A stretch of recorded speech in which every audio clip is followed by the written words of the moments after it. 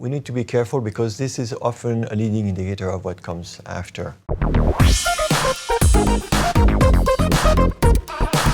So Bruno, you want to focus on the US market today? Yes, I think it's interesting to see first the Nasdaq.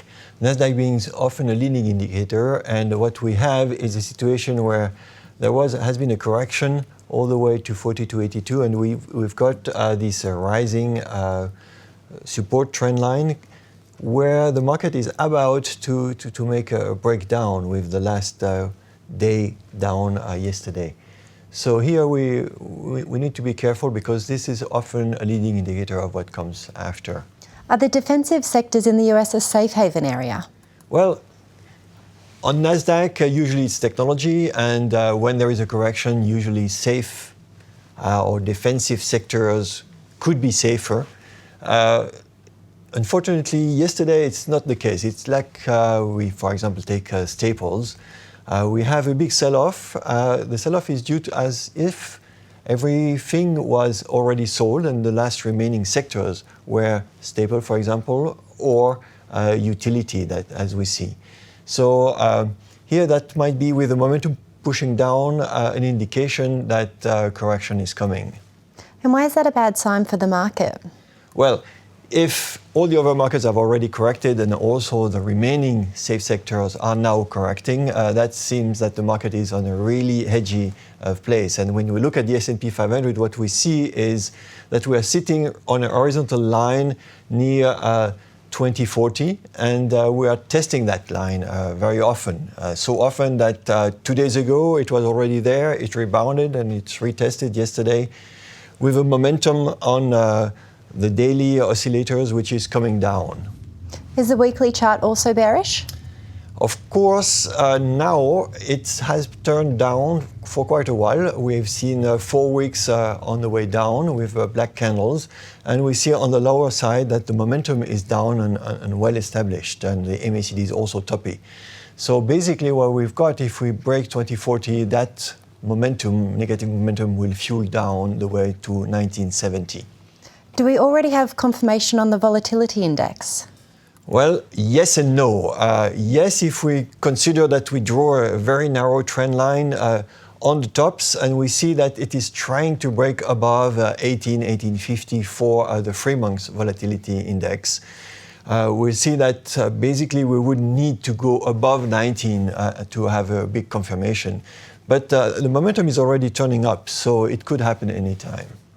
And what effect has the US market had on the Japanese Nikkei? Well, there, curiously, very little impact. We see that the rebound on the Nikkei is really mainly correlated with the orange line on the top part of the chart, which is the yen, and the strength of the yen has been posing. It's flat for now almost a week, 10 days. So here, the momentum is up, and we'll see that the relative strength of the Nikkei is even outperforming the S&P. We see the dotted black line is rising slowly. So no much impact on Japan. Okay, and could the European market also remain unaffected? Well, we wish it could. Unfortunately, the whole price pattern is a little bit more bearish than for Japan. And also, the relative strength has been on a downtrend. We see the descending blue line on the top part of the panel, making new lows. It's now just flat, so probably to react as the S&P.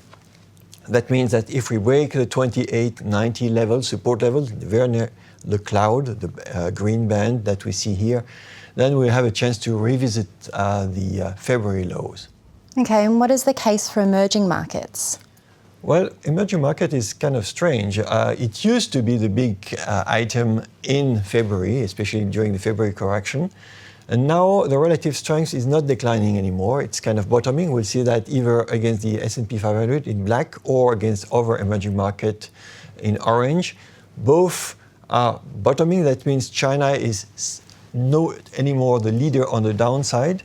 And when we looked at the correction that we had in April, May, basically we retraced already 2/3 of the rise from February. So it's usually a place where you've got some rebound possible. And already on the momentum side, we've got new lows recently, but not confirmed by the momentum. That means that we could remain in the trending range there. So basically, all in all, the whole situation currently is going to be driven by what happened on the S&P, if we break these 2040 levels or not. Bruno, thank you so much for coming in and chatting with us today, and we look forward to your next visit. You're welcome. That's all from myself and Bruno Estier, but he'll be back in 2 weeks' time. As always, remember to click back to Dukascopy TV.